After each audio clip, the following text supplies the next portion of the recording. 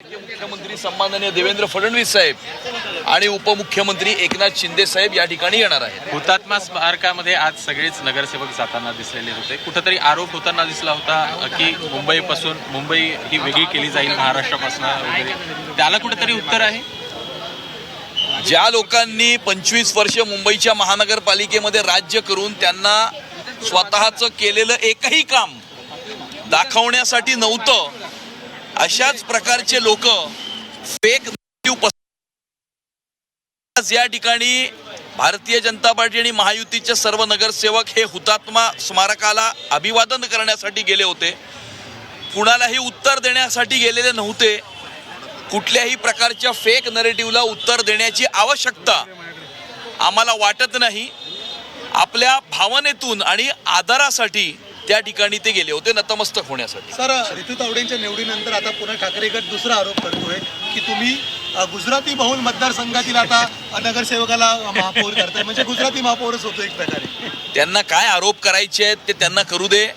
मुंबईकरांचं स्वप्न साकार करणं, मुंबई महानगरपालिकेला भ्रष्टाचार विरहित प्रशासन देणं, मुंबई शहराचा विकास, उन्नती आणि प्रगती घडवून आणणं आणि मुंबई शहराची सुरक्षितता अबाधित ठेवणं, याकरता आम्ही कटिबद्ध आहोत। त्याकरता आम्ही काम करू।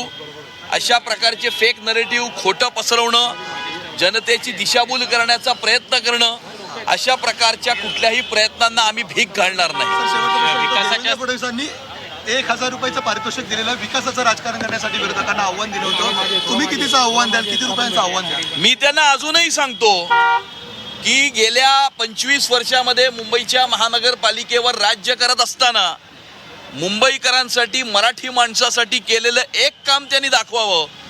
अजूनपर्यंत निवडणुकीची कॅम्पेन झाली, निवडणूक झाली, निकाल लागले, महापौर आणि उपमहापौर सुद्धा आज या महानगरपालिकेमध्ये विराजमान होण्यासाठी जात आहेत, परंतु अजूनपर्यंत उद्धव ठाकरेंनी 25 वर्षामध्ये मुंबई आणि मराठी माणसासाठी केलेलं एकही काम अद्यापपर्यंत त्यांनी दाखवलेलं नाही।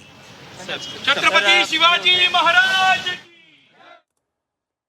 तर मुंबई भाजप अध्यक्ष अमित साटम यांची ही प्रतिक्रिया आपण पाहत होतो। गेल्या 25 वर्षामध्ये राज्य केलं मुंबई महापालिकेवर, मात्र दाखवण्यासारखं एकही काम केलेलं नाही आणि हे काम उद्धव ठाकरेंना दाखवता आलेलं नाही। हे काम दाखवावं असं त्यांनी पुन्हा एकदा आव्हान दिलेलं आहे। तर आज हुतात्मा स्मारकाला अभिवादन करण्यासाठी महायुतीचे सर्व नगरसेवक त्या ठिकाणी गेलेले होते, अभिवादनासाठी गेलेले होते, कोणालाही उत्तर देण्यासाठी गेलेले नव्हते, तर एक आदर भाव म्हणून गेलेले होते, नतमस्तक होण्यासाठी गेलेले होते, अशी प्रतिक्रिया आता अमित साटम यांनी दिली आहे। तर आज मुंबई महापालिकेतल्या सर्व घडामोडीकडे आपलं लक्ष असणार आहे। तर आज मुंबई महापालिकेच्या या संपूर्ण प्रक्रियेदरम्यान महापौर आणि उपमहापौर हे बिनविरोध निवडून येतात, मात्र या प्रक्रिये पूर्ण पाहण्यासाठी आज मुख्यमंत्री आणि उपमुख्यमंत्री सुद्धा मुंबई महापालिकेमध्ये जाणार आहेत।